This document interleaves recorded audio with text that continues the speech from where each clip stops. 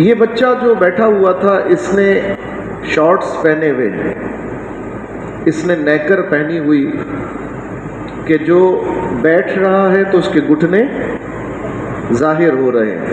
یہ حکم بے سترے کا ہے، ننگے کا ہے کہ ایسا اس کو دیکھنا گناہ ہے۔ کسی بھی مرد کا گھٹنا دیکھنا بغیر کپڑے کے نظر پڑے گی تو گناہ ہوگا۔ اللہ تعالی ہمیں گناہ سے محفوظ فرمائے۔ ہم مسجد میں آئے ہیں نیکی کمانے اور ہم لے کے جائیں گناہ، تو بتائیں پھر ہمارا حال کیا ہوگا۔ لیکن ایک بچے کی بات یاد آ گئی مجھے اس بچے کو دیکھ کر۔ وہ بچہ بھی ایک لمبا کرتا پہن کر، عمر اس کی 2.5-3 سال تھی، وہ بچہ لمبا کرتا پہن کر اور اندر چھوٹا پاجامہ پہن کر اپنے گھر کی ڈیوڑی پہ بیٹھا ہوا تھا۔ بڑھیج قبیلہ افغانستان کا ہے، قندھار سے اس کا تعلق ہے۔ وہ قبیلہ مائیگریٹ کر کے ہندوستان آیا، اور ہندوستان کا جو علاقہ ان کو پسند آیا وہ علاقہ تھا روہیل کھنڈ۔ روہیل کھنڈ آج اس کو بریلی کہتے ہیں۔ آج کیا کہتے ہیں اس کو؟ پہلے اس کو کہتے تھے روہیل کھنڈ۔ ایک قبیلہ مائیگریٹ کر کے قندھار سے، افغانستان سے، اور یہ قبیلہ صحابی رسول حضرت غالباً ابو سعد رضی اللہ تعالی عنہ کی اولاد میں سے ہے، یعنی ان کے اجداد صحابہ ہیں۔ اب ان کی نسلیں افغانستان میں پھلی پھولی، شاخیں بڑی۔ ان میں سے کچھ لوگ مائیگریٹ کر کے، ہجرت کر کے، آج سے 350 سال پہلے، 350 سال پہلے ہجرت کر کے مغلوں کے زمانے میں ہندوستان کے شہر علاقہ روہیل کھنڈ میں آ گئے۔ یہ ریاست تھی روہیل کھنڈ۔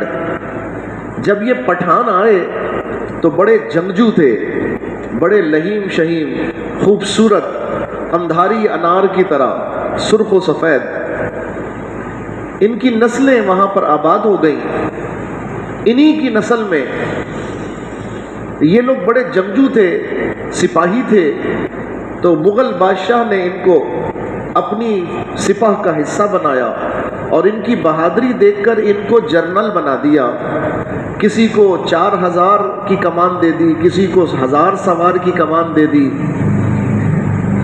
یہ سلسلہ چلتا رہا، لیکن جب حضرت ٹیپو سلطان کی شہادت ہوئی 1799 کے اندر، 1799 جب ٹیپو سلطان کی شہادت ہوئی تو پھر انگریز ان کے علاقے پر قابض ہو گئے، اور جب قابض ہو گئے تو اب تلوار کی جگہ اس خاندان کے اکابر نے اپنے ہاتھ میں قلم لے لیا، اور بریلی نامی شہر کے اندر سب سے پہلا دارالافتاء حضرت مولانا مفتی رضا علی خان صاحب رحمت اللہ تعالی علیہ نے 1827 میں قائم فرمایا۔ 1800 حضرت ٹیپو سلطان کی شہادت کے صرف 28 سال کے بعد بریلی میں مولانا مفتی رضا علی خان صاحب رحمت اللہ علیہ نے پہلا دارالافتاء کہ جس سے فتویٰ جاری ہوتا تھا، چونکہ تلوار ہاتھ سے چلی گئی تھی، اب ہاتھ میں کیا آ گیا تھا؟ قلم آ گیا تھا۔ وہ دارالافتاء قائم ہو گیا۔ آج اس دارالافتاء کو قائم ہوئے 200 سال ہو گئے ہیں۔ کتنے؟ 200 سال۔ اب سنتے رہیں تاریخ تو بات سمجھ میں آ جائے گی۔ ان کے ہاں ایک لڑکا پیدا ہوا، مولانا رضا علی خان کے ہاں ایک بیٹا ہوا، اس کا نام انہوں نے رکھا نقی علی خان۔ کیا نام رکھا؟ نقی علی خان۔ وہ بڑے ہو کر اپنے دور کے بہت بڑے عالم دین بنے، حتیٰ کہ ان کا لقب رئیس المتکلمین پڑا، اور انہوں نے اپنے والد کی جگہ فتویٰ جاری کیا۔ دادا نے 50 سال فتویٰ جاری فرمایا، بیٹا بڑا ہوا یعنی مفتی رضا علی خان صاحب نے 50 سال فتویٰ جاری فرمایا، پھر صاحبزادے مولانا نقی علی خان صاحب نے 50 برس یہی خدمت انجام دی، اور اللہ نے ان کے ہاں ایک ایسا شہزادہ پیدا کیا کہ جس نے بڑے ہو کر پوری دنیا میں اسلام کا ڈنکا بجایا، اور آج ہم پاکستان کے اس شہر کے اس علاقے میں بیٹھ کر اسی ہستی کا عرس منانے کے لیے بیٹھے ہوئے ہیں۔ یہ تاریخ وہاں سے چلی۔ اجداد کہاں کے رہنے والے تھے؟ افغانستان کے، پٹھان تھے، قندھار کے، ہجرت کر کے بریلی کے اطراف میں آباد ہو گئے۔ جب تلوار کا جہاد تھا تو تلوار سے کر رہے تھے، اور جب تلوار ہاتھ سے چلی گئی تو قلم ہاتھ میں آ گیا، اب قلم سے جہاد شروع کر دیا، فتویٰ نویسی کی۔ تو مولانا نقی علی خان صاحب کے گھر میں ایک بچہ پیدا ہوا جس کا نام انہوں نے محمد رکھا۔ کیا رکھا؟ محمد، لیکن پکارنے کے لیے احمد رضا رکھ دیا۔ اصل نام محمد، مگر پکارنے کے لیے احمد رضا رکھا۔ سبحان اللہ! یہ بچہ 2.5 سال کی عمر میں اپنے گھر کی ڈیوڑی پر بیٹھا ہوا تھا اور لمبا کرتا پہنے ہوئے تھا، جیسے ابھی وہ بچہ بیٹھا ہوا تھا۔ یہی بچہ احمد رضا 2.5-3 سال کی عمر ہوگی، اپنے گھر کے دروازے پر چوکھٹ پر بیٹھے ہوئے تھے، کچھ ملاحظہ فرما رہے تھے باہر سے گزرنے والوں کو۔ اتنے میں ایک بدکار عورت گزری۔ کون گزرا؟ ایک ایسی عورت کہ جس کے اعمال اچھے نہیں تھے، گناہوں کے معاملے میں پڑی ہوئی تھی، بدکاری میں مبتلا تھی۔ وہ گزری تو حضرت مولانا احمد رضا، جو ابھی کتنی عمر کے ہیں؟ 2.5 سے 3 سال کی عمر کے، گورے چٹے، گول مٹول، خوبصورت قندھاری بڑھیج قبیلے کا پٹھان بچہ بیٹھا ہوا ہے۔ جب ان کی نظر جیسے ہی پڑی اس عورت پر، وہ نہیں جانتے تھے کہ یہ کون ہے، یہ کیا کرتی ہے، بچے کو کیا پتا کہ بدکاری کیا ہوتی ہے، لیکن جسے اللہ تعالیٰ نے اپنے بندوں کی ہدایت کے لیے امام بنانا ہو، اللہ تعالیٰ اس کا بچپن بھی کتنا پاکیزہ بناتا ہے۔ سبحان اللہ! ملاحظہ فرمائیے، اللہ نے حضرت امام احمد رضا رحمۃ اللہ علیہ کو شعور اور پاکیزگی کی وہ عرفہ و اعلیٰ مقام عطا فرمایا کہ اس بچپنے کے عالم میں آپ نے وہ کرتا لیا اور اس کو اپنی آنکھوں پہ رکھ لیا۔ وہ چھوٹا بچہ، اس نے کرتا اٹھایا اور اپنی آنکھوں پہ رکھ لیا۔ اب اگر آپ اور ہم یا ہمارے بچے جو بیٹھے ہوئے ہیں یہ اپنی قمیض اٹھا کے اپنی آنکھوں کو چھپا لیں تو کچھ تھوڑا عجیب سا لگتا ہے کہ قمیض جو ہے وہ یہاں تو رکھنے کی جگہ نہیں ہے، قمیض تو اپنے پیروں کے اوپر رکھنے کی جگہ ہے، پلو کہاں رکھا جاتا ہے بھائی؟ اسی جگہ رکھا جاتا ہے نا۔ لیکن جب بچے نے یہ حرکت کی اور ایک چھوٹا سا خوبصورت سا لال سرخ بچہ، تو اس عورت نے پلٹ کر وہ قریب آئی اور آ کر کہا، میاں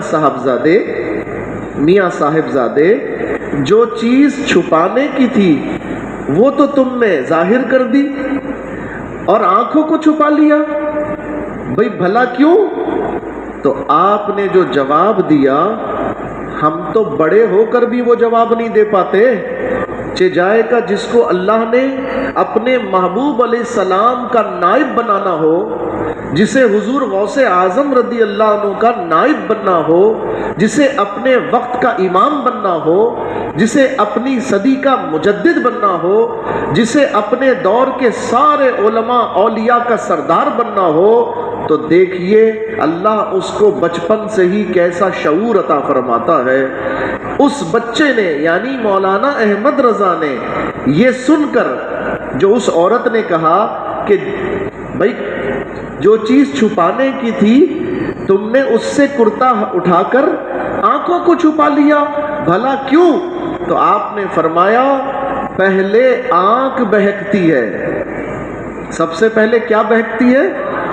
آنکھ بہکتی ہے، پھر دل بہکتا ہے، پھر سطر بہکتا ہے۔ تو میں نے جو پہلے بہکتی ہے اس کو بہکنے سے بچا لیا ہے، میں نے اسے چھپا لیا ہے۔ سبحان اللہ، پتا چلا کہ یہ کوئی عام بچہ نہیں ہے، یہ تو وہ بچہ ہے جو بڑوں کو بھی چلنا سکھا دے گا، جو پوری امت کو چلنا سکھائے گا۔ سبحان اللہ۔ اور دوسری بات یہ پتا چلی، اسی بچے کی بات سے میں نے بات شروع کی ہے، دوسری بات یہ پتا چلی کہ سب سے پہلے بے حیائی کہاں سے داخل ہوتی ہے؟ کہاں سے؟ آنکھ سے۔ اگر آنکھ نہ دیکھے تو دل میں خیال برا نہیں آتا، جب دل میں برا خیال نہیں آتا تو سطر جو ہے وہ بہکتا نہیں ہے۔ دیکھو ایک سروے کر لو، آنکھ والوں میں شہوت زیادہ ہوتی ہے یا نابینا میں شہوت زیادہ ہوتی ہے؟ جس کی آنکھ ہوگی، جسے نظر آئے گا، جو بے حیائی کی چیزوں کو دیکھے گا، جو اس طرح سے لباس پہنے گا اور دوسروں کا سطر دیکھے گا، جو دوسروں کے جسم پر نگاہ یا بری چیز پہ نگاہ ڈالے گا، اس کی ہی آنکھ بہکے گی، اس کا ہی دل بہکے گا، اس کا ہی ارادہ بہکے گا۔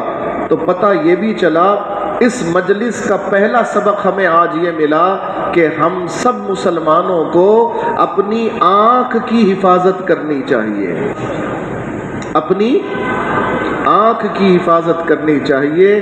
یاد رکھیے جس نے اپنی نظر کو پاکیزہ کر لیا، اللہ تعالیٰ اس پر کشف و کرامات کو کھول دیتا ہے، اس کے لیے روحانیت کے دروازے کھل جاتے ہیں۔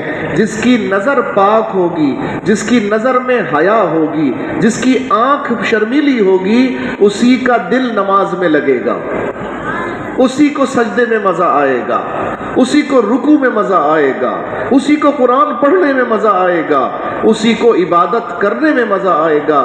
لیکن یہ کیا کہ نماز کے لیے آئے، مسجد میں بیٹھے ہیں، دوسروں کے سطر کے اوپر نظر پڑ رہی ہے، دوسروں کے سطر کو دیکھ رہے ہیں۔ یاد رکھیے روحانیت کا پہلا جو سبق ہے وہ آنکھ کی حفاظت ہے، اور دوسرا سبق زبان کی حفاظت ہے۔ دوسرا سبق زبان کی حفاظت کا مطلب یہ ہے کہ زبان پر جو رکھو وہ بھی حلال ہو، اور زبان سے جو نکالو وہ بھی جائز ہو۔ زبان پر جو دانہ رکھو وہ، اگر زبان پہ رکھا حرام اور قرآن لہک لہک کر بھی پڑھ لیا، قرآن فائدہ نہیں دے گا، قرآن فائدہ۔ حلال کھاؤ گے تو نماز فائدہ دے گی، حلال کھاؤ گے تو حج قبول ہوگا، حلال کھاؤ گے تو زیارت حرمین شریفین مقبول ہوگی، حلال کھاؤ گے تو آپ کا عمرہ مقبول ہوگا، حلال کھاؤ گے تو آپ کے تھوڑے میں بھی اللہ برکت عطا کر دے گا، اور حلال کھاؤ گے تو بڑی بڑی موذی بیماریوں سے اللہ بچا لے گا۔ یہ قاعدہ تو سب کو پتہ ہے، جیسا کرو گے، بڑا آسان سا قاعدہ ہے نا، اس کے لیے کوئی راکٹ سائنس تو نہیں چاہیے۔ 2 + 2 = 4، جیسا کرو گے ویسا بھرو گے۔ حرام کھاؤ گے حرام نکلے گا۔ بھائی کوئی امرود کے درخت کے نیچے بیٹھ کر انار کی تمنا کرے، ملے گا؟ امرود کے درخت کے نیچے کیا ملے گا؟ امرود ملے گا۔ अनार के दरख्त के नीचे अमरूद नहीं मिलेगा, सेब के दरख्त के नीचे अंगूर नहीं मिलेगा। जो जिस चीज से ताल्लुक जोड़ेगा वही चीज उससे निकलेगी। इसलिए खुद भी हलाल खाना चाहिए और अपनी औलाद को भी हलाल खिलाना चाहिए। जब आप ये जिम्मेदारी पूरी करेंगे, अल्लाह आपकी और आपकी औलाद की हिफाजत फरमाएगा। जैसा करोगे वैसा भरोगे।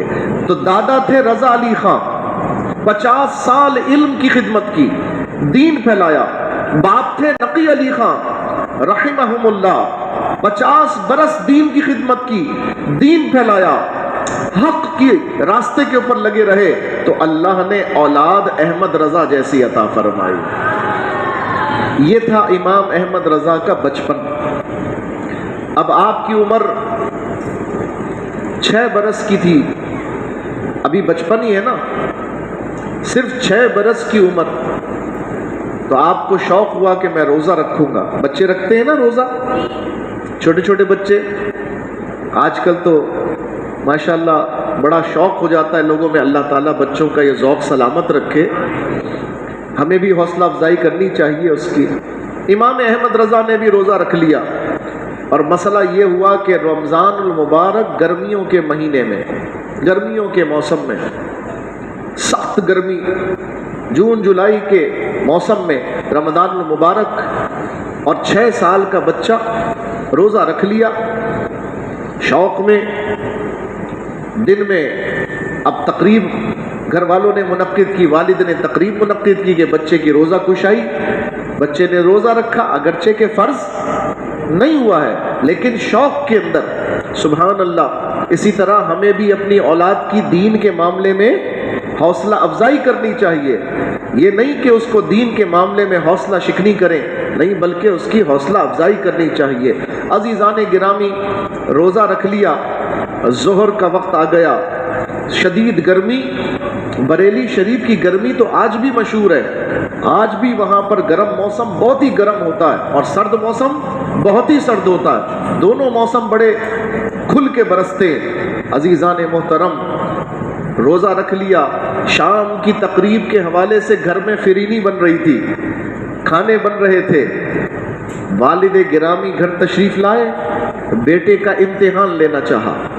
एक फिरीनी का प्याला लिया, खीर का प्याला लिया और दरवाजे कमरे के अंदर इमाम अहमद रज़ा का हाथ पकड़ कर ले आए। दरवाज़ा बंद कर दिया, फिरीनी हाथ में रखी, फरमाया अहमद रज़ा तुम्हें कोई नहीं देख रहा, भूख लग रही होगी, भूख लग रही होगी, तुम्हें फिरीनी पसंद है, मीठा अच्छा लगता है, लो खा लो, कोई नहीं देख रहा। बाप ने बच्चे का इम्तिहान लिया कि अहमद रज़ा जिस ज़ौक़ से ये मेहनत कर रहे हैं, वाक़यतन दिल से कर रहे हैं कि नहीं कर रहे। सुभान अल्लाह। और तरबियत भी थी, सिखाना भी मकसूद था। जब वालिद ने खाने की चीज़ ऑफ़र की, सख्त भूख का आलम, गर्मी का आलम, ठंडी ठंडी फिरीनी, ठंडी ठंडी खीर बाप के हाथ में, और बाप कह रहा है बेटा खा लो। बाप से ज़्यादा किस पर एतबार होगा, बाप से ज़्यादा किस पर मान होगा, महबूब कौन होगा? वही महबूब बाप कह रहा है बेटा दरवाज़ा बंद कर दिया है, कुंडी लगा दी है, कोई नहीं देख रहा, बेफिक्र होके खा जाओ, खा लो, भूख लग रही होगी। मगर इमाम अहमद रज़ा आप तो पूरी दुनिया को शरीयत का सबक देने के लिए तशरीफ़ लाए थे, आप तो पूरी दुनिया को आप हिदायत का नूर अता करने आए थे, आप तो सैयद आलम सल्लल्लाहु अलैहि वसल्लम की नियाबत का फरीज़ा अंजाम देने आए थे, आप तो हुजूर गौसे पाक रज़ी अल्लाह अन्हु के नाइब बनकर दुनिया में तशरीफ़ लाए। तो सुभान अल्लाह, फिर आपका जवाब भी वैसे ही होना चाहिए था और आपने कमाल कर दिया। आपने अपने वालिद से पूछा अब्बा जान आप फरमा रहे हैं कुंडी लगा दी है, दरवाज़ा बंद कर दिया है, कोई नहीं देख रहा, वजह फरमाया लेकिन ये भी फरमाइए जिसकी खातिर रोज़ा रखा है, जिसके लिए रोज़ा रखा है, क्या वो रब भी नहीं देख रहा? क्या वो मालिक नहीं देख रहा? कुंडी बंद है, कुंडी लगी हुई है, दरवाज़ा बंद है, लेकिन हुजूर बंदे तो नहीं देख रहे, رب بھی نہیں دیکھ رہا؟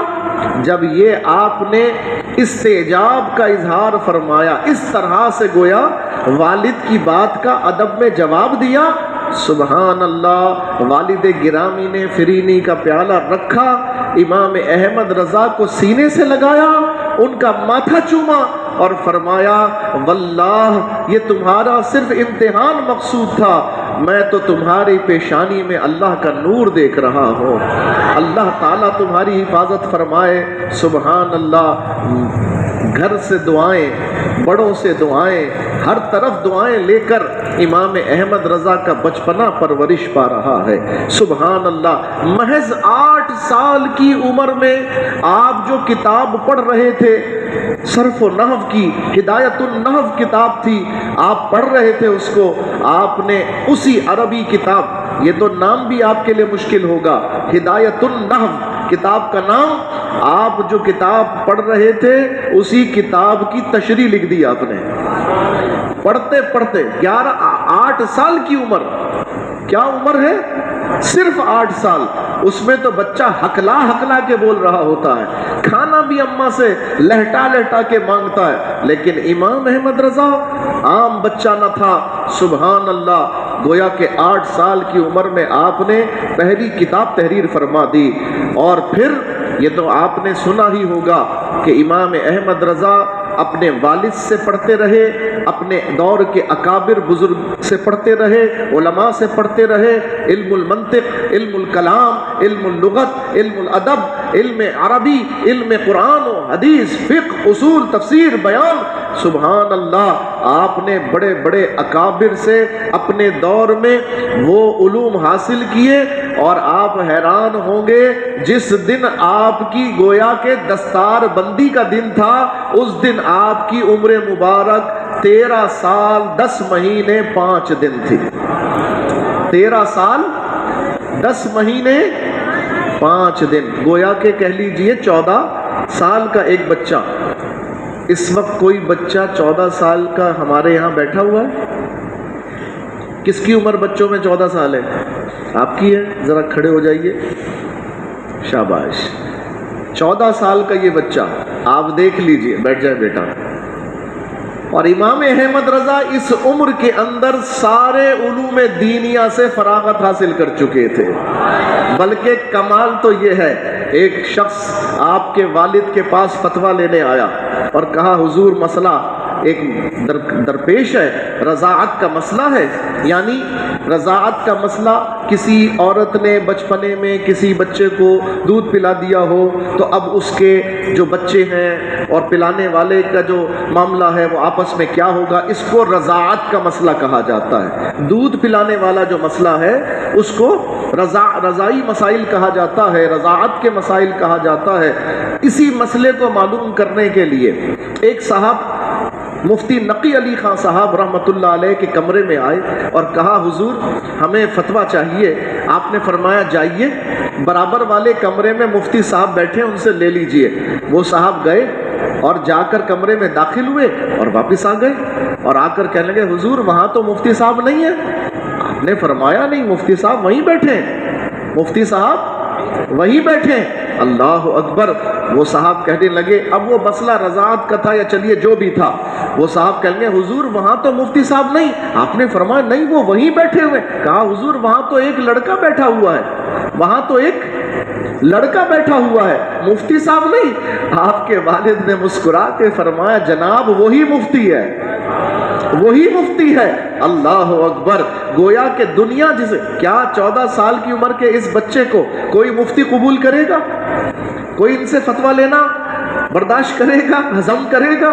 ہضم ہی نہیں ہو رہی بات۔ لیکن سبحان اللہ، جسے اللہ نے اپنے محبوب علیہ السلام کی نیابت کے لیے منتخب کیا ہو، جسے اللہ نے اپنے محبوب علیہ السلام کی امت کی ہدایت کے لیے امام بنانا ہو، جسے اللہ نے اپنے محبوب علیہ السلام کی امت کا رہبر و رہنما بنانا ہو، سبحان اللہ، ان کی ہر ادا بھی مختلف ہوتی ہے، ان کا بچپن بھی بے مثال ہوتا ہے، ان کی جوانی بھی بے مثال ہوتی ہے، اور ان کا آخری وقت بھی بے مثل و بے نظیر ہوتا ہے۔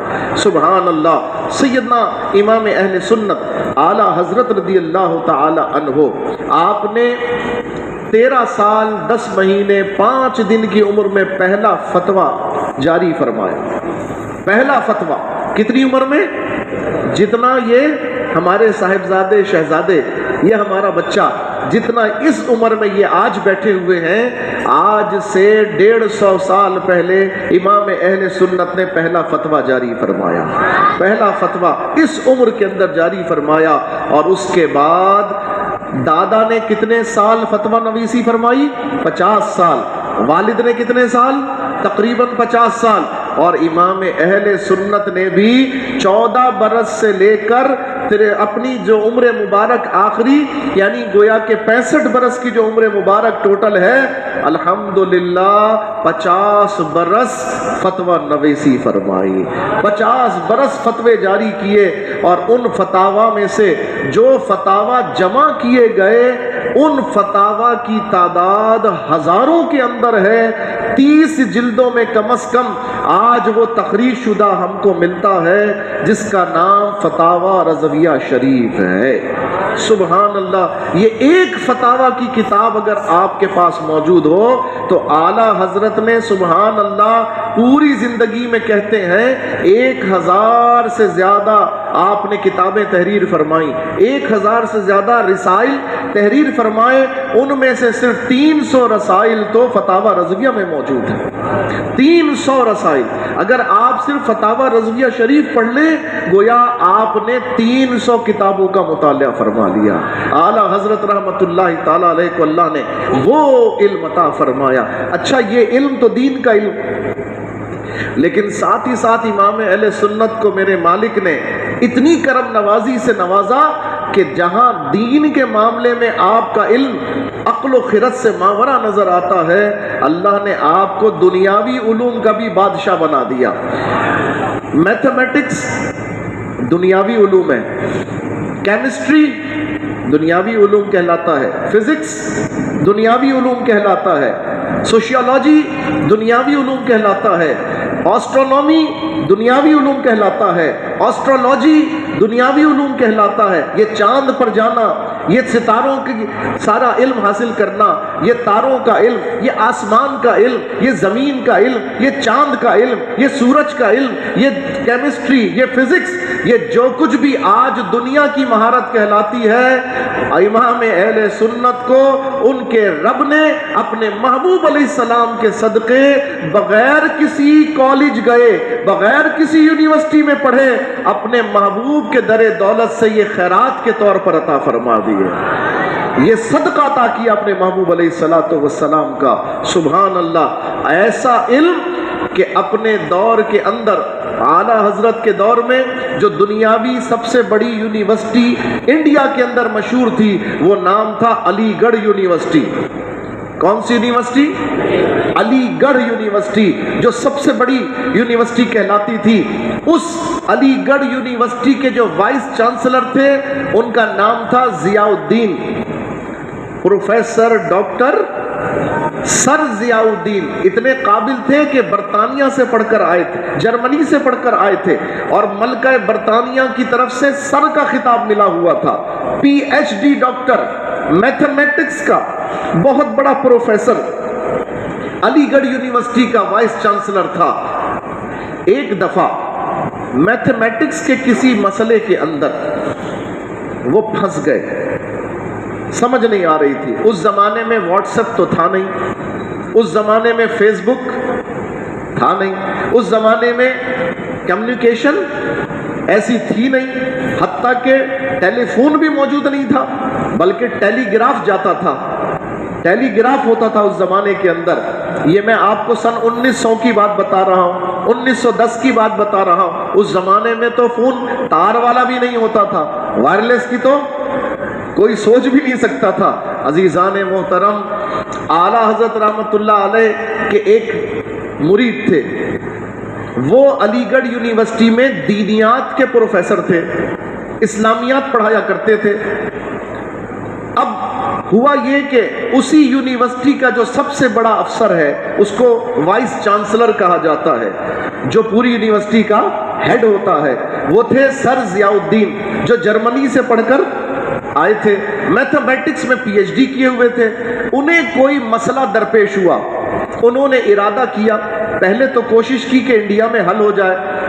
جب ان کا یہ مسئلہ حل نہ ہوا تو انہوں نے ارادہ کیا کہ وہ جرمنی جا کر اپنے بڑے بڑے پروفیسر سے اس پر بات کریں گے اور مسئلے کو حل کریں گے۔ یہ آج کے دور میں بھی مشکل ہے، اس زمانے میں تو بہت ہی مشکل تھا، بار بار سفر کرنا، جرمنی جانا، جرمنی سے آنا، ہوائی جہاز ناپید، بحری جہاز کا سفر، اللہ اکبر۔ ایسے عالم میں پریشان ایک دن بیٹھے ہوئے تھے تو پروفیسر سلیمان اشرف صاحب جو اعلیٰ حضرت کے مرید تھے اور علی گڑھ یونیورسٹی میں دینیات کے پروفیسر تھے، وہ آئے ملنے کے لیے۔ انہوں نے دیکھا کہ ان کے جو ہیڈ ہیں وہ ہیڈ پکڑے بیٹھے ہوئے، ان کے جو ہیڈ ہیں وہ اپنا سر پکڑے بیٹھے ہوئے۔ کہا حضور خیریت، کیا مسئلہ درپیش؟ کہا مولانا مجھے اپنے سبجیکٹ کا ایک مسئلہ درپیش ہے، یہاں حل نہیں ہو رہا، مجھے باہر جانا ہے، بس اسی فکر کے اندر لگا ہوا ہوں۔ مولانا پروفیسر سلیمان اشرف صاحب قبلہ رحمت اللہ علیہ، اعلیٰ حضرت کے مرید، کہنے لگے حضرت جرمنی جا رہے ہیں، اتنی دور جا رہے ہیں، ایک درخواست پیش کروں؟ انہوں نے کہا بولیے۔ آپ نے فرمایا میرے مرشد، میرے پیر، یہ علی گڑھ سے چند کلومیٹر کے فاصلے پہ بریلی ہے، اگر آپ چلے تو چلے، ان سے چل کے یہ مسئلہ پیش کر دیتے۔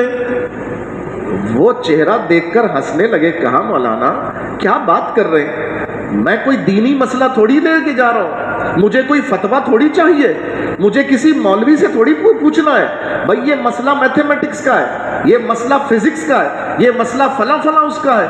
مولانا ٹھیک ہے، بہت اچھے بزرگ نیک ہوں گے، لیکن وہ فزکس کہاں سے جانیں گے، وہ کیمسٹری کہاں سے جانیں گے، وہ میتھمیٹکس کہاں سے جانیں گے؟ پروفیسر سلیمان اشرف نے کہا حضور یہ تو میں بھی سمجھتا ہوں نا سارے معاملات، لیکن پھر بھی آپ سے درخواست کر رہا ہوں، چلے چل کے دعا تو کرا لیں، کوئی بات نہیں، مسئلہ حل ہو سکتا ہے نا، فقیروں کی بارگاہ میں جانے سے مسئلے حل بھی ہو سکتے ہیں۔ اب ان کا دل تو نہیں مان رہا تھا، لیکن وہ دل رکھنے کے لیے ان کے ساتھ چلے گئے۔ اگر آپ مسئلہ سمجھ سکیں تو میں وہ مسئلہ بھی بتا سکتا ہوں۔ وہ مسئلہ کیا تھا؟ الحمدللہ میں بھی مولوی ہوں، لیکن ماننے والا تو امام احمد رضا کا ہوں نا۔ سمجھ سکیں گے مسئلہ؟ چلیے آسان لفظوں میں بتاتا ہوں۔ یہاں پر میٹرک کلاس کے سائنس کے کوئی طالب علم ہے؟ کوئی سائنس کا طالب علم ہے؟ ارے آپ تو ابھی 8ویں پڑھ رہے ہوں گے۔ اچھا میں چلے سمجھانے کی کوشش کرتا ہوں۔ دیکھیے فزکس کا ایک قاعدہ ہے، ایک اصول ہے کہ روشنی جو سفر کرتی ہے نا، نور جو سفر کرتا ہے، روشنی، اس کے سفر کرنے کا 2 طریقہ ہے۔ اس ایک طریقے کو کہتے ہیں ریفلیکشن آف لائٹ، انعکاس نور، اور ایک طریقہ ہوتا ہے اسے کہتے ہیں ریفریکشن آف لائٹ۔ ایک تھا ریفلیکشن آف لائٹ، ایک ہے ریفریکشن آف لائٹ، انعطاف نور، ایک ہے انعکاس نور، ایک ہے انعطاف نور۔ اچھا یہ کیسے ہوتا؟ یہ جو ہمیں روشنی نظر آ رہی ہے نا، ہوتا یہ ہے کہ یہ ہماری آنکھوں سے جو روشنی کی لہریں نکلتی ہیں وہ اس بلب تک پہنچتی ہیں اور اس سے ریفلیکٹ ہو کے دوبارہ ہماری آنکھوں میں پڑتی ہیں تو ہمیں چیزیں نظر آنا شروع ہو جاتی ہیں۔ یہ ہے ریفلیکشن آف لائٹ۔ اس میں اس طرح سے روشنی سفر کرتی ہے سیدھی خط مستقیم میں، لیکن جو ریفریکشن آف لائٹ ہوتا ہے وہ یوں ہوتا ہے، آپ کسی بالٹی کے اندر اگر اپنا ہاتھ ڈالیں تو آپ کو ہاتھ ٹیڑھا نظر آئے گا۔ آپ کسی پانی کی چیز میں، ٹب میں، بالٹی میں کوئی چھڑی ڈالیں تو چھڑی سیدھی نظر آئے گی آپ کو؟ آپ کو لگے گا چھڑی ٹیڑھی، یہ حالانکہ وہ ٹیڑھی مگر نظر۔ اس کو کہتے ہیں ریفریکشن آف لائٹ، انعطاف نور، بس اسی طرح کا کوئی مسئلہ تھا. آسان لفظوں کی بات کرتا ہوں ورنہ مشکل ہو جائے گا سمجھنا. اب کہاں مدرسے کا مولوی اور کہاں سائنس کا مسئلہ. ضیاء الدین صاحب کا مسئلہ واقعی پریشانی والا تھا، لیکن وہ اپنے ایک فیلو سے اپنے ایک یوں کہیے فیکلٹی ممبر سے منع نہ کر سکے، چاروں ناچار بات مان لی، چلے گئے. جب بریلی شریف پہنچے، امام احمد رضا رضی اللہ تعالی عنہ آپ فتویٰ لکھ رہے تھے، فتاوی تحریر فرما رہے تھے. اتنے میں یہ دونوں ملنے کے لیے آ گئے. اعلیٰ حضرت نے ان کا استقبال کیا اور اپنے مرید مولانا سلیمان سے فرمایا کہ ہاں بھائی کیسے آنا ہوا. انہوں نے کہا حضور یہ مسئلہ ہے، ہمارے یہ جو پروفیسر صاحب ہیں یہ جرمنی جا رہے ہیں مسئلہ حل کرنے کے لیے، تو حضور میں نے ان سے کہا چل کے آپ کی زیارت کرتے ہیں، آپ سے مسئلہ بتاتے ہیں، تو میں ان کو زبردستی لے کر آیا ہوں. اعلیٰ حضرت نے فرمایا جی مولانا بتائیے کیا مسئلہ ہے. انہوں نے مسئلہ بتایا. جب وہ مسئلہ بتایا دل نہیں چاہ رہا تھا، انہوں نے کہا کہاں سمجھ میں آئے گی، کہاں مجھے پھنسا دیا، کہاں مولوی بیچارہ. لیکن انہوں نے مسئلہ پوچھنے پر بتایا. جب بتایا تو امام احمد رضا نے گھر سے ایک بالٹی منگائی اور بالٹی منگانے کے بعد اس میں پانی بھروایا. پانی بھروانے کے بعد جو سکے چلتے تھے، کبھی آپ نے بھی دیکھا ہو اندر بالٹی میں ایک کٹوری رکھتے ہیں اور اس پہ اوپر سے سکے کو گھما کے پھینکتے ہیں، تو وہ جو کٹوری میں بیٹھ جائے تو بچوں کو تو انعام ملا کرتا تھا کہ جو کٹوری میں بٹھا دے گا اس کو انعام ملے گا. اب پانی میں وہ گھومتا ہوا جاتا تھا، وہ سکہ گول گول گھومتا ہوا جاتا. بس اسی طرح کچھ کر کے امام اہل سنت نے ان کا سوال سننے کے بعد بالٹی منگائی، پانی منگایا، اس میں سکہ گھما کے ڈالا. سر ضیاء الدین کھڑے ہو گئے. انہوں نے کہا میرا مسئلہ حل ہو گیا. اللہ اکبر. ابھی صرف امام احمد رضا نے پریکٹیکل کیا تھا کہ اپنے دور کا ماہر ریاضی دان جو پی ایچ ڈی کر کے جرمنی سے آیا، امام احمد رضا کے سامنے اٹھ کے کھڑا ہو گیا. کہا حضور میرا مسئلہ حل ہو گیا، مجھے بات سمجھ میں آ گئی، جو رکاوٹ تھی دور ہو گئی. سبحان اللہ. اور پھر وہ عظیم الشان جملے ان کے منہ سے نکلے. انہوں نے کہا میں نے سنا تو تھا کہ علم لدنی بھی کوئی چیز ہوتی ہے، میں نے سنا تو تھا علم لدنی یہ بھی کوئی چیز ہوتی ہے، لیکن آج میں نے اپنی آنکھوں کے سامنے احمد رضا میں دیکھ لی ہے، میں نے اعلیٰ حضرت میں دیکھ لی ہے. سبحان اللہ. اور پھر انہوں نے ساتھ ہی ساتھ یہ کہا واللہ نوبل انعام کی حقدار تو یہ ہستی ہے، نوبل انعام کی حقدار یہ ہستی ہے. سبحان اللہ. تو پتہ چلا کہ امام اہل سنت اس امت کے لیے صرف دین کے ہی معاملے میں رہبر نہیں، صرف دین ہی بتانے کے لیے امام نہیں، بلکہ اعلیٰ حضرت امام احمد رضا فاضل بریلوی رحمت اللہ علیہ ایسے اب کبھی رہنما بن کے تشریف لائے کہ اگر دین کا مسئلہ درپیش ہو تو امام کے سامنے مسئلہ آ جائے وہ اسے حل فرما دیں، اور اگر دنیا درپیش ہو تو اعلیٰ حضرت کی بارگاہ میں آئیں، اعلیٰ حضرت ان کی دنیا کا مسئلہ بھی حل فرما دیں. اللہ نے ایسا جامع الصفات شخصیت بنا کر امام اہل سنت کو بھیجا. یہ ہے امام احمد رضا. کل تک کی تحقیق یہ تھی، پچھلے سال کچھ سال پہلے تک کی، کہ امام اہل سنت کو اعلیٰ حضرت کو اللہ تبارک و تعالی نے 150 علوم و فنون کی اوپر مہارت عطا فرمائی. اچھا اعلیٰ حضرت نے 55 علوم کی تو خود بیان کیے ہیں، 55 علوم خود بیان فرمائے ہیں. مفتی مکہ حضرت شیخ اسماعیل خلیل مفتی مکہ، ان کو جب اپنی اجازت عطا فرمائی، انہوں نے اعلیٰ حضرت سے اجازت لی. مفتی مکہ تھے، عرب تھے، لیکن امام اہل سنت کے علم کے سامنے گویا کے شاگرد نظر آ رہے تھے. انہوں نے عرض کی حضور ہمیں اپنی اجازت عطا فرمائیے، ہمیں اپنی نسبت عطا فرمائیے۔ امام اہل سنت نے الاجازت الرضویہ کے نام سے ان کو اپنی اجازت عطا کی، اس میں 55 علوم کا تو امام اہل سنت نے خود تذکرہ فرمایا ہے کہ اللہ نے مجھ احمد رضا کو اس علم کے اندر یہ سعادت عطا فرمائی ہے۔ اچھا، وہ 55 علوم 150 سال پہلے، 125 سال پہلے 55 علوم تھے، لیکن مزید علم کی شاخیں بڑھتی چلی جا رہی ہیں۔ مثال کے طور پر حضور آپ ماشاءاللہ تشریف فرما، بزرگ لوگ داڑھی والے، سفید داڑھی والے، 40 سال پہلے ہسپتالوں میں اتنے ڈاکٹروں کے شعبے ہوتے تھے؟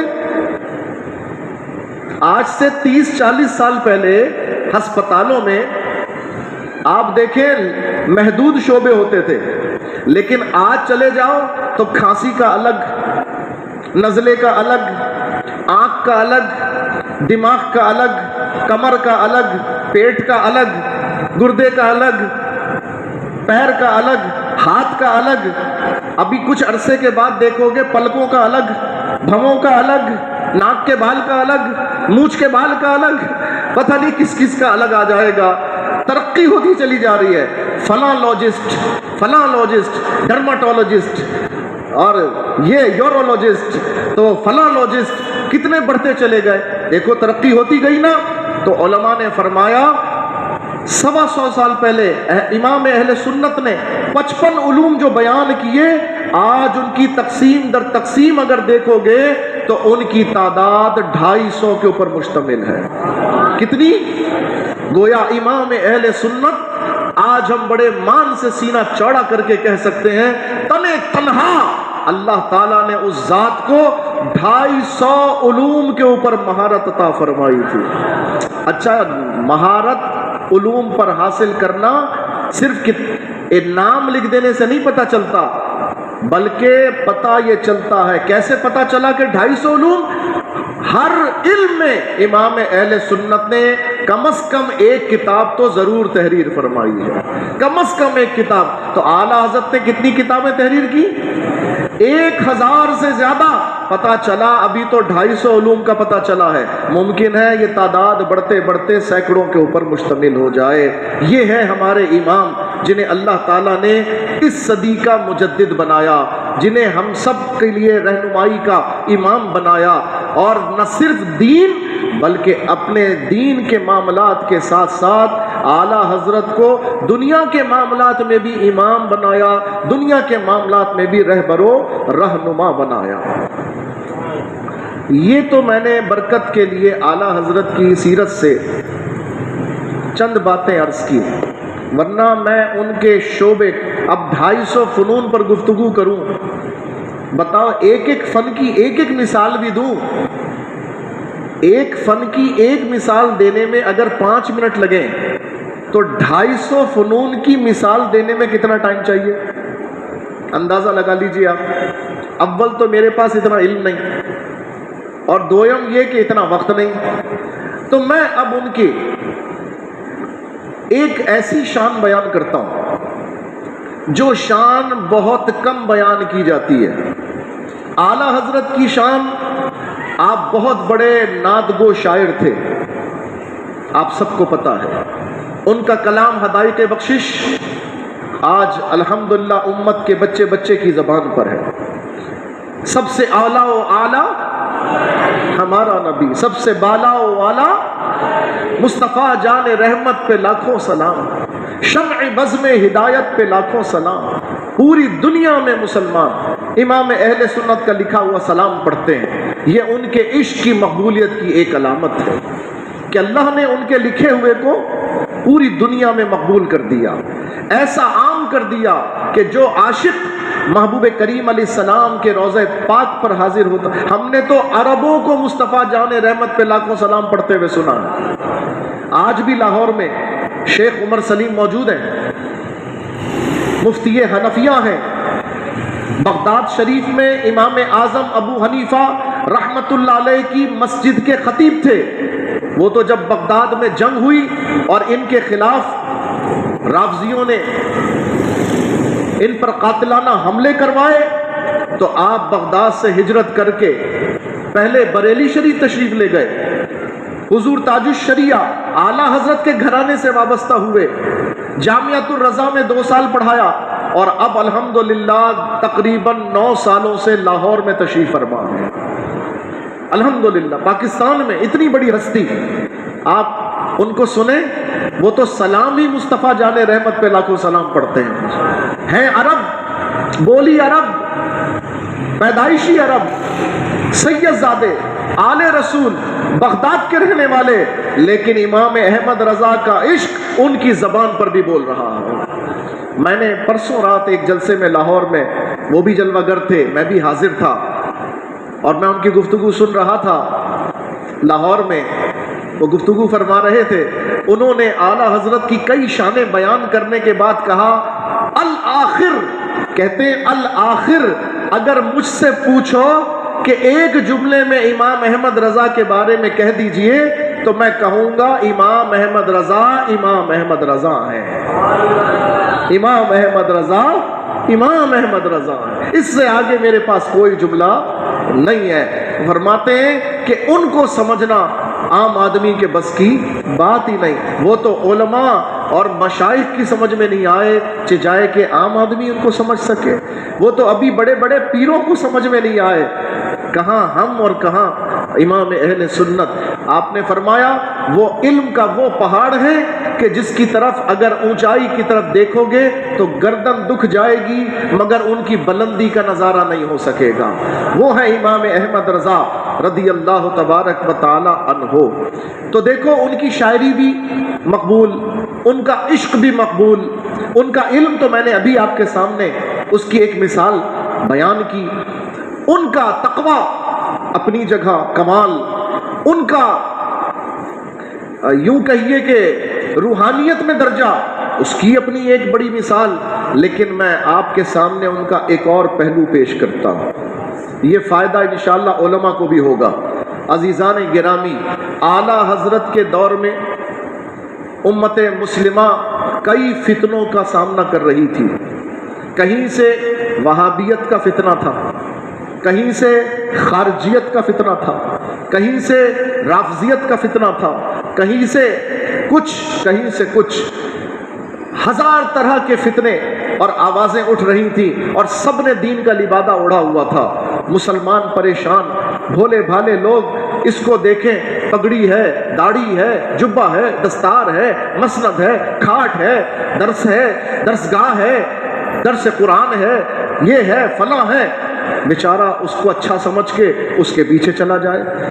हर शख्स लिबादा ओढ़ कर गुमराह करने में लगा हुआ था। इमाम अहले सुन्नत ने उन सारे बद मजहबों का तने तन्हा मुकाबला फरमाया, उनकी पहचान भी हमें अता की कि इनसे बचो, ये हैं, ये हैं, और उसके साथ उनका मुकाबला भी फरमाया। लेकिन एक फितना उनके ज़माने में बड़ा ख़तरनाक पैदा हुआ, और वो फितना है फितना-ए कादियानियत। फितना-ए, जानते हैं आप कादियानी कौन होता है? मालूम है आपको? मेरे ख्याल में इतना मुझे ज़ौक़ के साथ सर हिलाते हुए लोग नज़र नहीं आए। भाई कादियानी कौन है? कादियानी है हुजूर अलैहिस्सलातो वस्सलाम के वस्फ़े ख़त्मे नबूवत के मुनकिर। हम सब का ये मुसल्लमा अक़ीदा है कि हज़रत आदम अलैहिस्सलाम सारे अंबिया में पहले नबी, और हुजूर अलैहिस्सलातु वस्सलाम पूरी जमात अंबिया में आखिरी नबी, और हुजूर अलैहिस्सलातु वस्सलाम ऐसे आखिरी नबी कि अब क़यामत तक हुजूर का कलमा चलेगा। हुजूर अलैहिस्सलाम के बाद क़यामत तक कोई नया नबी नहीं आएगा। यह है हमारा अक़ीदा, इसे कहते हैं अक़ीदा-ए ख़त्मे नबूवत।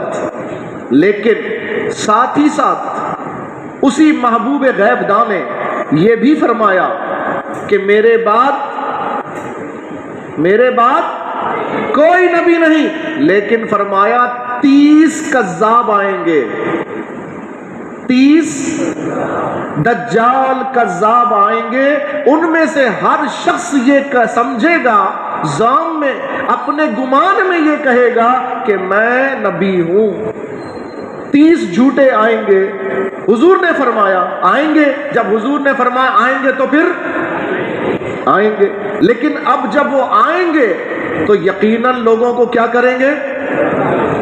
اپنے چمتکار سے، اپنے شعبدوں سے، اپنی چالاکیوں سے، اپنی چرب زبانیوں سے ان کا جو عقیدہ ختم نبوت پر ایمان ہے وہ ایمان خراب کریں گے، چرا لیں گے. تو حضور علیہ السلام نے فرمایا خبردار ہو جاؤ، وہ سب کے سب جھوٹے دجال جہنمی ہوں گے. سب کے سب جھوٹے دجال اور جہنمی ہیں. اور جان لو کہ میں آخری نبی، میرے بعد کوئی نبی نہیں. لیکن ساتھ میں حضور نے کیا فرمایا؟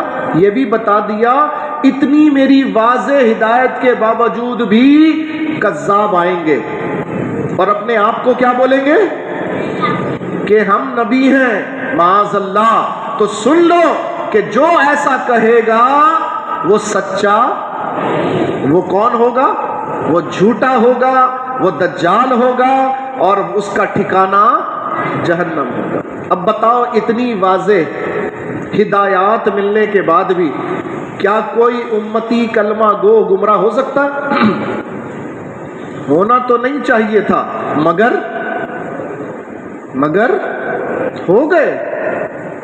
کیوں ہو گئے؟ جب پتہ ہے کہ نبی نہیں آنا ہے، جب معلوم ہے کہ حضور نے منع کر دیا، لیکن پھر بھی مرزا کے ماننے والے ہوئے کہ نہیں ہوئے؟ اچھا آج سے 100 سال پہلے ہوئے، آج نہیں ہوئے؟ او بھائی جتنے 100 سال پہلے نہیں تھے اتنے آج ہیں. اس وقت تو صرف قادیان میں ہوئے، پنجاب میں ہوئے، کچھ جگہوں پر ہوئے. آج تو پوری دنیا کے اندر یہ فتنہ قادیانیت پھیل چکا ہے. مجھے نہیں معلوم یہ آپ کا علاقہ کون سا کہلاتا ہے؟ میرا دل نہیں چاہتا یہ نام لینے کا. ہاں باغ جامی. سبحان اللہ.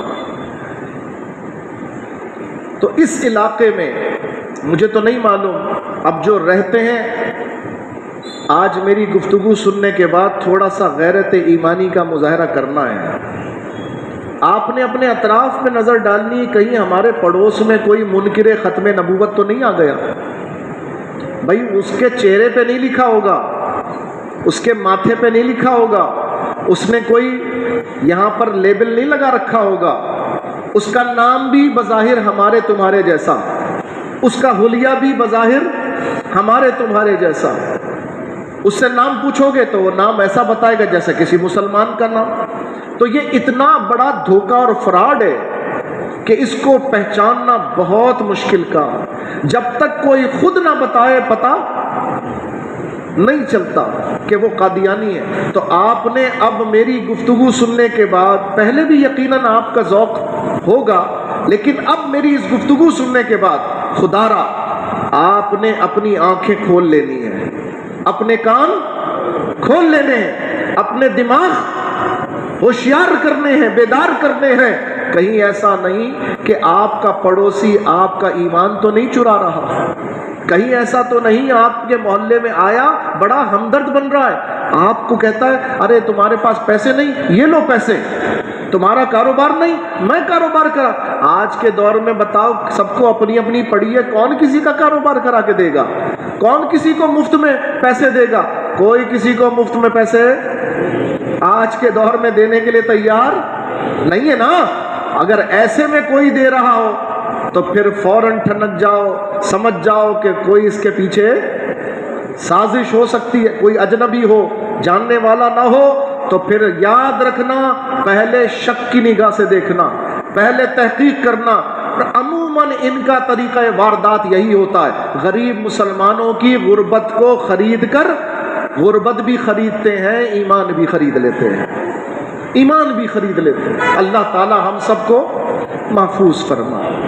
اعلیٰ حضرت رحمت اللہ علیہ نے جہاں خارجیوں کا مقابلہ کیا، جہاں حضور علیہ السلام کے دیگر گستاخوں کا مقابلہ کیا، وہیں اعلیٰ حضرت نے سب سے پہلے جو فتویٰ دینے والی ذات ہندوستان کے اندر، مرزا کو کافر کہنے والی ذات، اس میں اول لوگوں کے اندر نام امام احمد رضا کا شامل ہے.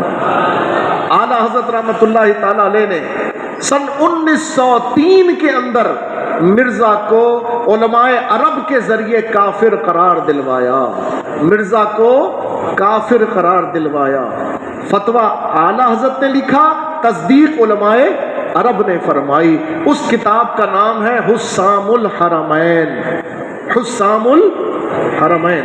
और आला हज़रत रहमतुल्लाह अलैह ने जैसे जैसे इसकी खबासतें सुनने में आ रही थी, भाई व्हाट्सएप थोड़ी था उस जमाने में, मोबाइल थोड़ी था, टीवी थोड़ी था, कोई और जरिया थोड़ी था, खबरें देर में आया करती, आहिस्ता आहिस्ता आया करती। आला हज़रत रहमतुल्लाहि ताला अलैह को पता चला ये हुजूर की अहादीस का इनकार करता है। आला हजरत ने किताब लिख दी जिसमें 120 अहादीस मुबारका से हुजूर की खत्म नबूवत का इकरार जाहिर फरमा दिया।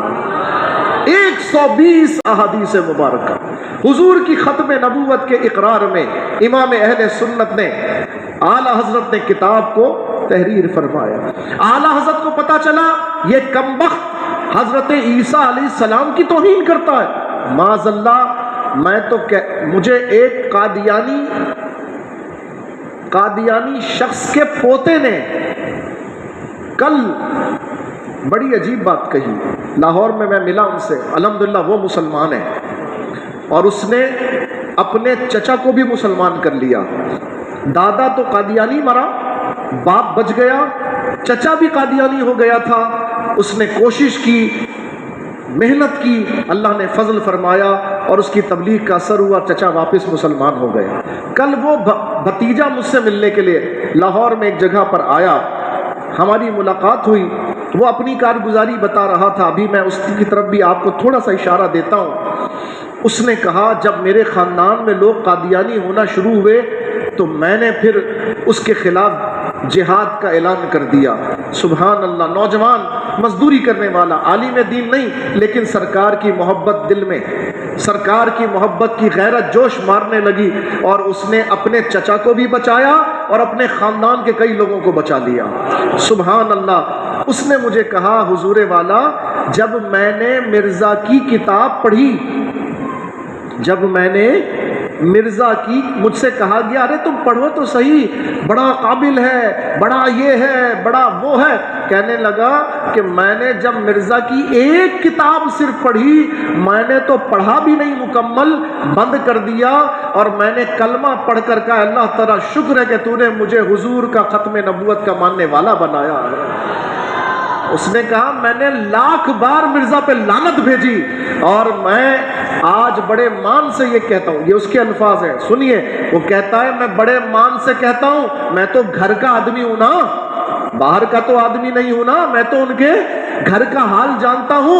उसने कहा खुदा की कसम, अगर मिर्ज़ाई अपने मिर्ज़ा की किताबें ही पढ़ ले तो वो उस पे लानत भेज के कलमा पढ़ के मुसलमान हो जाए। इसलिए क्यों? इसलिए कि मिर्ज़ा ने अपनी किताबों में तौहीन की इंतहा कर दी, तौहीन की इंतहा कर दी। हुजूर मैं हैरान रह गया। एक आलिम दीन ने ये फरमाया, मुफ्ती अब्दुल समद साहब, एक आलिम दीन ने ये फरमाया कि मिर्ज़ा की अगर आप हकीकत बयान करनी हो ना, मिर्ज़ा की कि वो कौन था, तो उसके लिए 3 शर्तें हैं। एक तो ये है कि मस्जिद नहीं होनी चाहिए, यानी वो बातें इतनी गंदी हैं कि मस्जिद में बैठकर हम तो बुरे की बुराई भी बयान करना चाहते हैं तो वो इस कदर बुरी है कि मस्जिद जैसी पाक जगह में बयान नहीं हो सकती। और दूसरे, उन्होंने कहा दूसरी शर्त ये कि अगर मिर्ज़ा की हकीकत सुननी है तो वुजू नहीं होना चाहिए।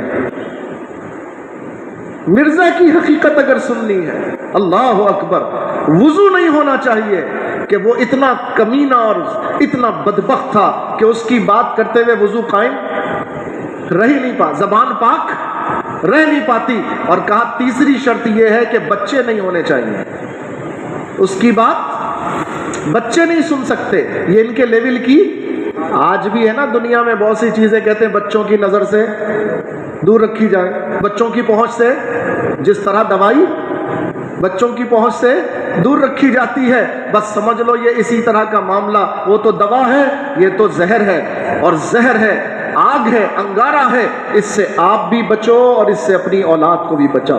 اب میں آپ کو مرزا کی صرف ایک بات بتاتا ہوں، اسی سے اندازہ لگا لینا کہ مرزا کتنا کمینہ انسان تھا، مرزا کتنا بدبخت تھا۔ حیرت کی بات ہے آج بھی لوگ اس کو نبی مانتے ہیں، حیرت کی بات ہے، ایسے کو بھی نبی مانتے ہیں۔ جب ایسے کو نبی مان سکتے ہیں تو بھائی گدھے کو بھی باپ بنا سکتے ہیں، پھر تو گدھے کو بھی اپنا باپ بنا سکتے ہیں۔ عزیزان محترم، جب قومی اسمبلی میں مرزا کے خلاف مہم چلی، آپ کو یاد ہے نا 7 ستمبر 1974 وہ دن ہے جب قومی اسمبلی میں ہمارے اکابر بزرگان دین، اعلی حضرت کے خلفاء کے بیٹے، اعلی حضرت کے خلفاء کے غلام، اعلی حضرت کے خلفاء کے خلفاء، یعنی کون؟ قائد اہل سنت علامہ شاہ احمد نورانی، حضرت علامہ عبد المصطفیٰ ازہری، حضرت مولانا شیخ الحدیث محمد ذاکر، حضرت مولانا سید محمد علی رضوی، یہ اکابر تھے ہمارے۔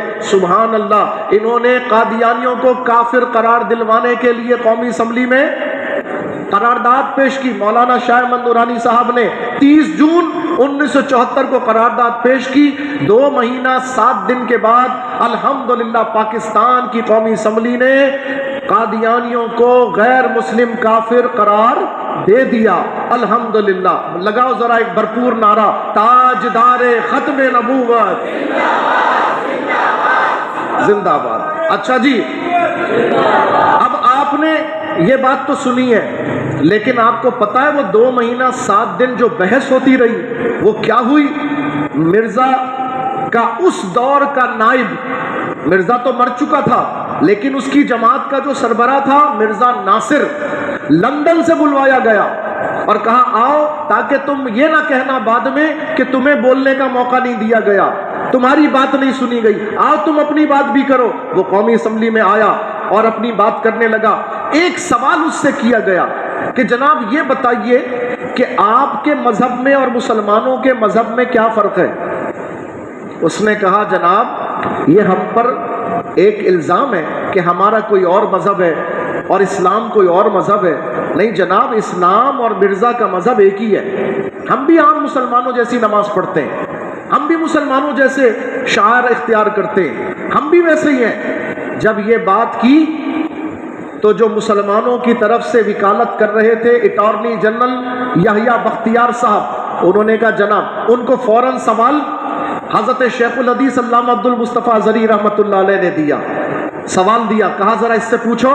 اس نے کہا نا کہ ہمارا اور مسلمانوں کا اسلام ایک جیسا ہے، تمام مسلمانوں کا اور قادیانیوں کا اسلام ایک جیسا ہے، کوئی فرق نہیں، وہ کہہ رہا ہے۔ تو آپ نے فرمایا ذرا اس سے پوچھو کہ فلاں کتاب میں، اب کتاب کا حوالہ انہی کی لکھی ہوئی، مرزا کی لکھی ہوئی کتاب، حوالہ اور کتاب میں سے اقتباس نکال کر دیا، ذرا یہ پڑھ کے پوچھو اس سے مرزا نے کیا لکھا۔ کیا لکھا تھا مرزا نے؟ مرزا نے لکھا یہ جتنے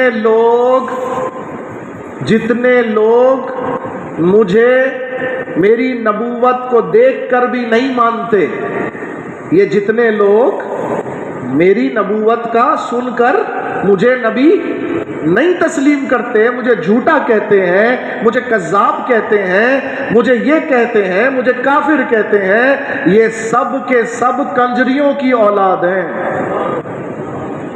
یہ سب کے سب، اب دہرانے کی ضرورت نہیں ہے آپ کو۔ پھر اس نے لکھا کہ جس نے مجھے نبی نہیں مانا وہ حلال کی پیداوار ہے ہی نہیں، وہ سب حرام کی اولاد ہے۔ اللہ اکبر، یہ تو چند مثالیں میں نے دی ہیں، اس سے آپ اندازہ لگا لیں کیا مسجد میں ہم مرزا کی حقیقت بیان کر سکتے ہیں؟ ہم مرزا کے لکھے ہوئے کو پڑھ سکتے ہیں؟ نہیں جناب، مسجد تو اللہ کا گھر ہے۔ وہ کمینہ کیسا لکھ گیا جب یہ بات لکھی، اور پھر تیسرا اس نے جو پڑھا اقتباس وہ یہ کہ یہ جو ہیں جو مجھے نبی نہیں مانتے، جتنی دنیا میں مسلمان کہلاتے اور مجھے اللہ کا نبی نہیں مانتے، ان سب کا مذہب اور ہے اور میرا مذہب اور ہے، ان کا خدا اور ہے، میرا خدا اور ہے، ان کا نبی اور ہے اور میں تو خود نبی بن کر آ گیا ہوں۔ یہ اس نے کتاب میں لکھا ہوا ہے اپنی کتابوں کے اندر۔ تو جب یہ اقتباس پڑھ کر سنایا تو حضرت علامہ عبدالمصطفیٰ ازہری رحمۃ اللہ علیہ نے کہا اس سے پوچھو، ابھی کہہ رہا تھا ہمارا اور تمہارا مذہب ایک ہے، ہمارا تمہارا خدا ایک ہے، ہمارا تمہارا نبی ایک ہے، ہم بھی حضور کو نبی مانتے، تم بھی مانتے ہو، ہم بھی نماز پڑھتے ہیں، تم بھی پڑھتے ہو، ہم بھی مسلمان ہیں، تم بھی مسلمان، اور بتاؤ تمہارے تو جھوٹے نبی نے خود لکھا ہے کہ عام مسلمانوں کا خدا اور میرا خدا اور عام مسلمانوں کا مذہب اور میرا مذہب اور، تو جناب یہ بتاؤ کہ یا تو تم جھوٹے ہو یا تمہارا نبی جھوٹا ہے، کون جھوٹا ہے؟ جب یہ ریکارڈڈ سوال موجود ہے، آج بھی موجود ہے الحمدللہ، قومی اسمبلی کی کاروائی پوری ریکارڈ ہوئی ہے، اس کاروائی میں یہ سوال موجود ہے، یہ سوال کیا تو مرزا ناصر کی بولتی بند ہو گئی، جواب ہی نہیں دے سکا، اس نے کہا یہ سوال پاس کر دیں، آپ کوئی دوسرا سوال کریں، میں اس کا جواب نہیں دینا چاہتا۔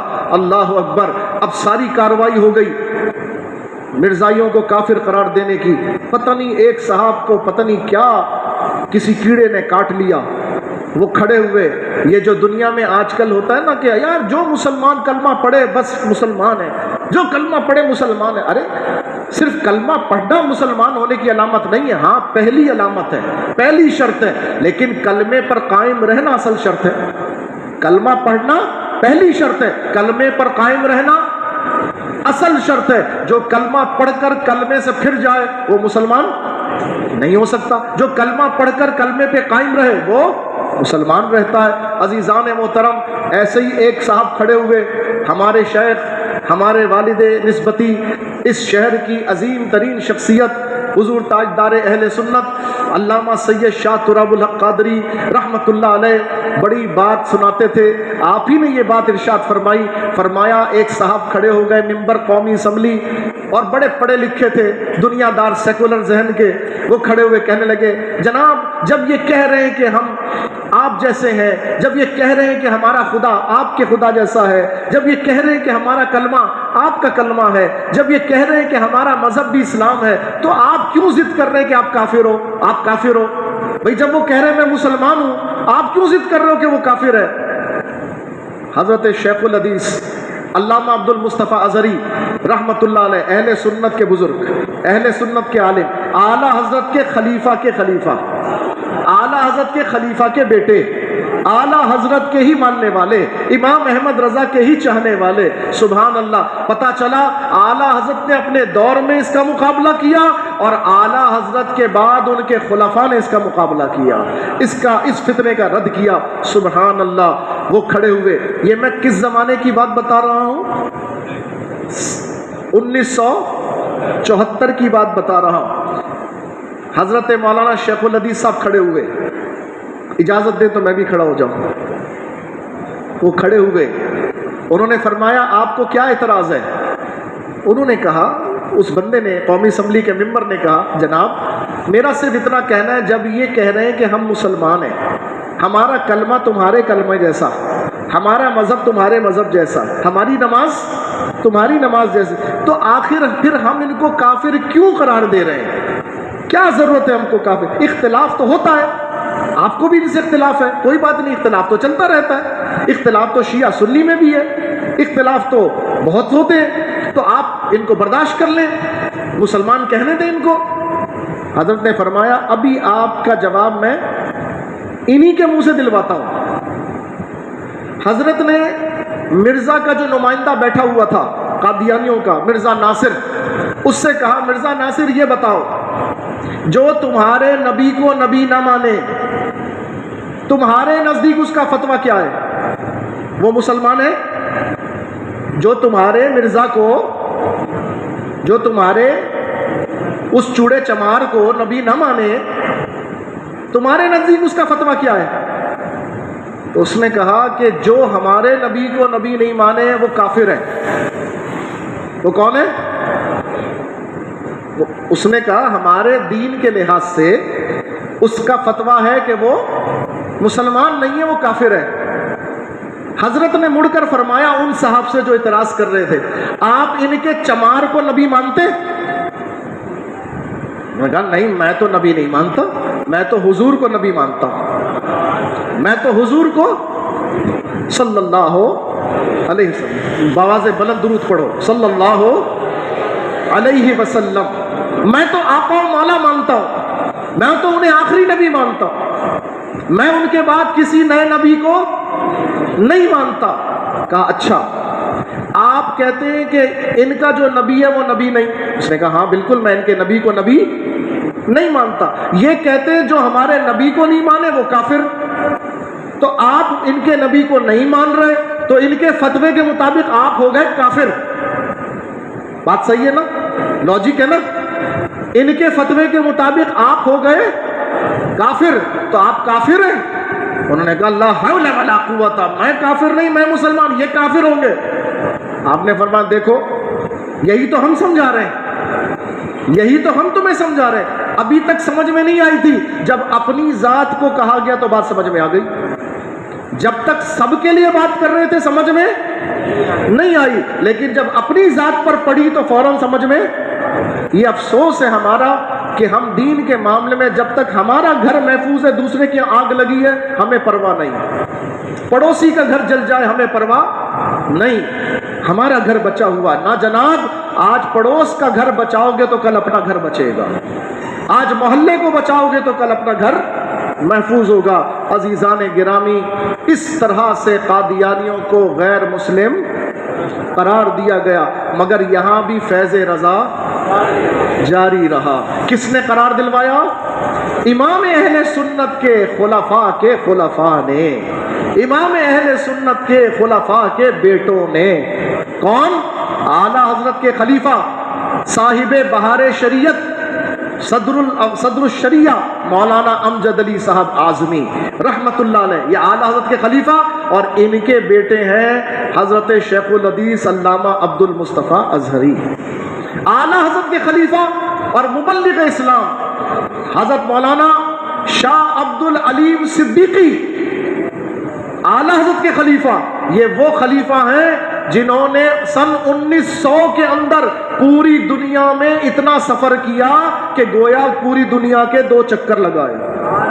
اتنا سفر کیا, جب ہوائی جہاز نہیں تھا, پانی کا جہاز تھا, گھوڑے پہ سفر یا بڑا تکلیف دہ سفر. اور ماشاءاللہ امام اہل سنت کے صرف اس ایک غلام نے الحمدللہ 55,000 سے زیادہ کافروں کو مسلمان بنایا.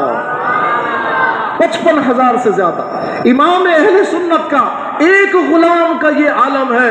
بتا امام اہل سنت کے سارے خلفاء کے کارنامے کیا ہوں گے, کیا شان ہوگی. سبحان اللہ. ان کے شہزادے مولانا شاہ عبد العلیم صدیقی رحمت اللہ علیہ کے صاحب زادے اور اہل سنت کے قائد اہل سنت حضرت علامہ مولانا مبلغ اسلام علامہ شاہ احمد نورانی صدیقی, وہ عظیم شخصیت ہیں. بتاؤ سلسلہ جڑتا ہے تو کہاں جا کے جڑتا ہے؟ بریلی سے جا کے جڑتا ہے. سبحان اللہ. تو گویا جس کا سلسلہ بریلی سے جڑا رہا, اللہ نے اسے دنیا کے ہر فتنے سے محفوظ فرما دیا. جو آج بھی بریلی سے اپنا دامن جوڑ لے گا, جو آج بھی اپنا تعلق بریلی سے جوڑ لے گا, انشاءاللہ امام احمد رضا نے پچھلی صدی میں بھی لوگوں کا ایمان بچایا. آج امام احمد رضا کی کتاب اور ان کا نام ہمارا ایمان بچا رہی ہے. اچھا جی, ابھی تک کہانی آپ نے سنی 74 تک کی, تاریخ ختم نہیں ہوئی, رکی نہیں. اب آپ کہیں گے 74 تک آ کر آپ بات سنا کر اگر چلا جاؤں گا تو آپ میں سے کسی کے دل میں شاید یہ خیال پیدا ہو اب کیا ہو رہا ہے, اب قادیانیوں کو کیسے روکا جا رہا ہے. وہ تو پتہ نہیں چلا نا, ابھی تک نہیں پتہ چلا نا. سنیے, الحمدللہ اسی بریلی کے تاجدار کے ماننے والے نہ ختم ہوئے, نہ مرے, نہ فنا ہوئے, آج بھی موجود ہیں. الحمدللہ. کیا آپ نے آج سے 6 سال پہلے فیض آباد میں ایک رضوی کو حضور کی ختم نبوت پہ پہرا دیتے ہوئے نہیں دیکھا؟ دیکھا کہ نہیں دیکھا؟ اگرچہ کہ اس کے پیر معذور تھے, وہ ویل چیئر پر بیٹھا ہوا تھا, لیکن سبحان اللہ اپنے ویل چیئر پر ہونے کے باوجود اپنے آقا کی ختم نبوت سے اتنا کمیٹڈ تھا، اتنا مخلص تھا، ایسا کام کیا کہ اللہ تبارک و تعالی نے اس کی معذوری کے یوں کہیے کہ ایک طرف اس کے برکت سے پوری قوم کو چلنا سکھا دیا۔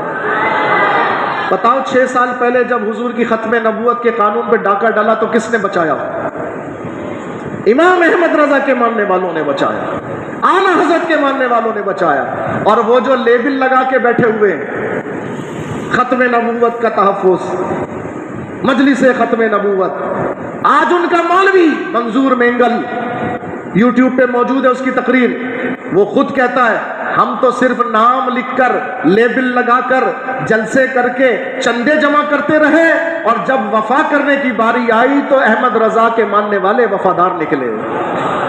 یہ تو اس نے کہا، رضوی بابا نے کام کر کے دکھایا۔ اچھا یہ بات بھی کتنے سال پرانی کر رہا ہوں؟ پھر آپ کے ذہن میں خیال آئے گا کہ آج کی بات کون سی ہے، آج کی بات کون سی ہے؟ تو آج کی بات بتا دیتا ہوں، لیکن اس سے پہلے میں آپ کو 5 دن پہلے لے کے چلتا ہوں۔ صدر میں پریڈی اسٹریٹ کے اوپر الیکٹرانکس مارکیٹ کے اندر قادیانیوں کی ایک کمین گاہ بنی ہوئی ہے، لیکن وہ کمین گاہ اگر اس پہ لکھا ہوتا قادیانی مرکز تو سارے مسلمان اس کو پڑھ کر اس پر تھوکنا بھی پسند نہیں کرتے۔ ایسے ہی ہے نا، کوئی اس کے اندر جا کے نماز پڑھنا پسند کرے؟ لیکن ان کمینوں نے دھوکہ اور فراڈ یہ کیا کہ انہوں نے اپنی عبادت گاہوں کو مسلمانوں کی مسجدوں جیسا بنا دیا۔ مسجدوں پہ کیا ہوتے ہیں؟ مینار۔ انہوں نے اپنی اس عمارت پر کیا لگائے؟ مینار۔ مسجدوں پہ ہوتے ہیں گنبد، انہوں نے گنبد نما چیزیں بنائی۔ مسجدوں میں ہوتی ہے محراب، انہوں نے بھی کیا بنائی؟ محراب۔ تو اس کا مطلب ہے دھوکہ دینا چاہتے ہیں نا، فراڈ کرنا چاہتے ہیں۔ اور آئین پاکستان میں یہ قانون درج ہے کہ کوئی کافر مسلمان کو دھوکہ نہیں دے گا، کوئی کافر مسلمان کو مسلمان بن کر دھوکہ، یعنی وہ اپنی عبادت گاہ کو مسجد نہیں کہہ سکتے، اپنے آپ کو مسلمان نہیں کہہ سکتے، قربانی میں قربانی نہیں کر سکتے، کوئی کام مسلمانوں جیسا کافر نہیں کر سکتے، ورنہ مسلمان کو دھوکہ ہوگا کہ یہ بھی مسلمان ہے، یہ بھی شاید مسلمان ہے، بھئی یہی ہوگا نا۔ اس بات کو روکنے کے لیے قانون کے اندر، آئین کے اندر ہمارے بزرگوں نے امینڈمنٹ کروائی اور قانون داخل کروا دیا۔ آج الحمدللہ 5 دن پہلے چند غیرت مند مسلمان اپنے غیرت ایمانی کا مظاہرہ کرتے ہوئے، جب قانون پر عمل درآمد کرنا کام ہے ریاست کا، قانون پہ عمل درآمد کرانا کام کس کا ہے؟ لیکن جب ریاست اپنی ذمہ داری میں کوتاہی کرتی ہے، غفلت کرتی ہے، تو پھر اللہ تعالیٰ کسی بندے کو بھیج دیتا ہے، کوئی نہ کوئی آ جاتا ہے۔ بھائی جب گورنر بن کر حضور کی گستاخی کر رہا تھا، علماء سمجھا رہے تھے، علماء روک رہے تھے، نہیں مان رہا تھا، اللہ نے اپنے شیر ممتاز قادری کو کھڑا کر دیا۔ بولو ہوا کہ نہیں ہوا؟ بس اسی طرح ہر دور میں اللہ نے اپنے دین کی حفاظت کے لیے، اپنے محبوب علیہ السلام کی عزت و ناموس کی حفاظت کے لیے اور وصف ختم نبوت کے تحفظ کے لیے اللہ تعالیٰ اپنے غلام، اپنے بندوں میں سے کسی کو شیر بنا دیتا ہے، کسی کو وہ طاقت عطا کر دیتا ہے۔ بس انہی 3 شیروں نے 5 دن پہلے جا کر ریاست کی ذمہ داری کو اپنے ہاتھوں سے پورا کر دیا، ریاستی ذمہ داری کو اپنے ہتھوڑوں سے پورا کر دیا، جا کر ان میناروں کو توڑ دیا۔ اچھا بتاؤ یہ جو کام کیا صحیح کیا یا غلط؟ صحیح کیا نا؟ بھئی یہ کام کس کا تھا؟ ریاست کا، حکومت کا، مگر کہہ کے تھک گئے کہ بھائی مسلمانوں میں اشتعال ہے، مسلمانوں میں غلط فہمی پیدا ہوتی ہے، دھوکہ دہی ہو رہی ہے، اس کو ختم کرو۔ نہیں جی، چونکہ دین ہے نا، تو دین پر تو کسی کا عمل درآمد ہونا نہیں ہے۔ ابھی کسی ایکٹر کو چھیڑ دو تو دیکھو کیا مسئلہ ہوگا۔ ارے ایکٹر تو چھوڑیے، اگر کسی ٹرانسجینڈر کو چھیڑ دو ان کے رائٹس یاد آ جائیں گے، دین کے رائٹس نہیں ہیں۔ اسلام کے کوئی رائٹس نہیں ہے. بس یہی غفلت ان غیور مسلمانوں نے جب یہ کام کیا. ہونا کیا چاہیے تھا؟ ہمیں تو اس کو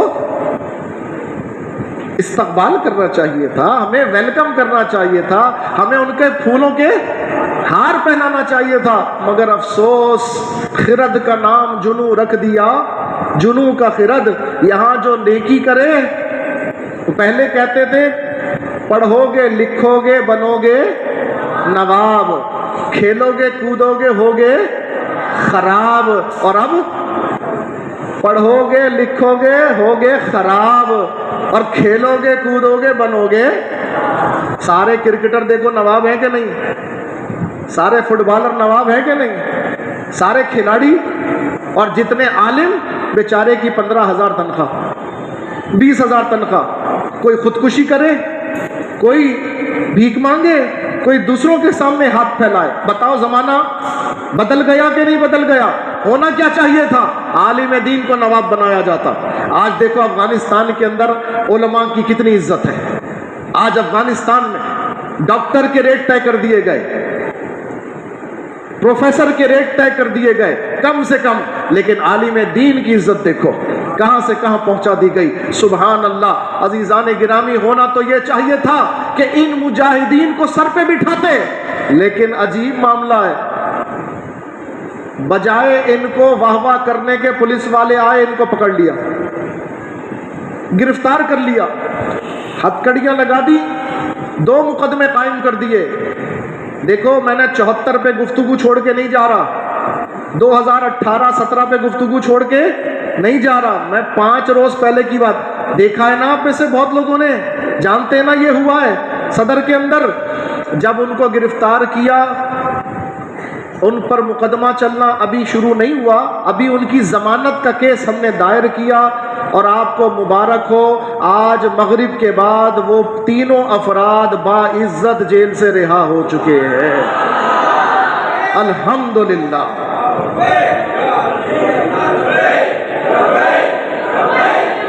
اچھا جی, میری بات ختم ہوئی.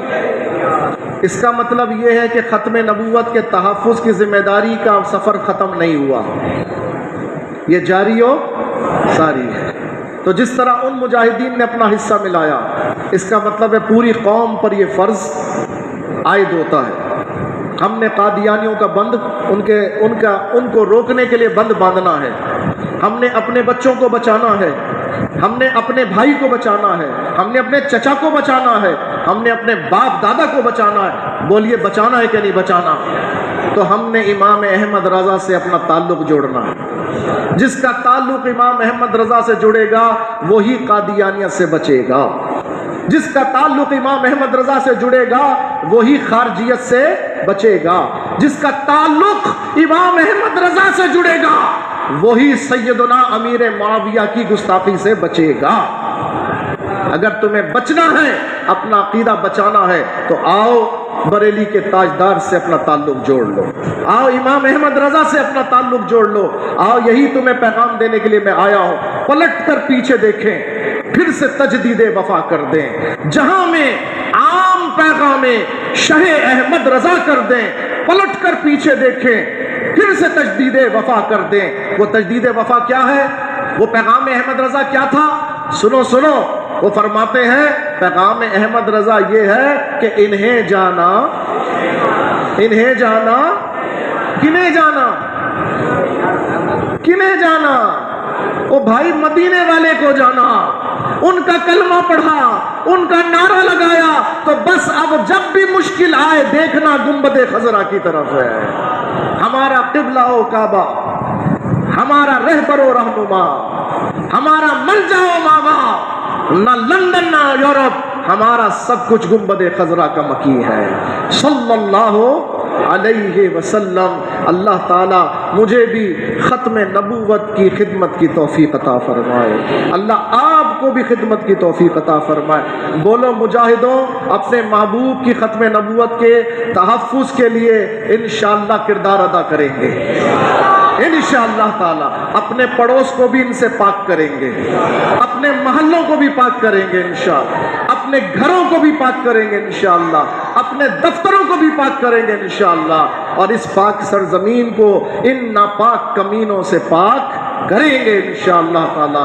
وآخر دعوانا ان الحمدللہ رب العالمین۔